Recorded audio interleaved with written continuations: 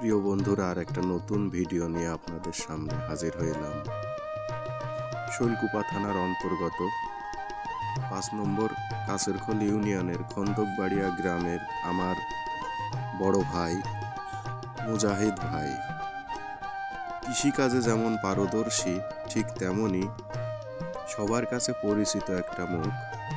পশু চিকিৎসক হিসাবে তিনি পরিচিত এবং তিনি গরুর বিভিন্ন ধরনের সমস্যা সমাধান দিয়ে থাকেন।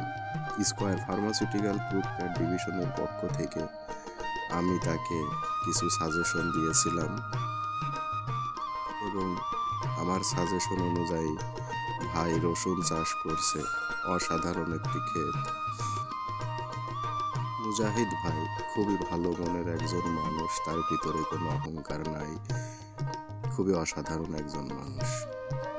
ভিডিওটা যদি ভালো লাগে অবশ্যই কমেন্ট করবেন এবং সবাইকে শেয়ার করে দেখার সুযোগ করে দিবেন। সবাইকে আসসালামু আলাইকুম।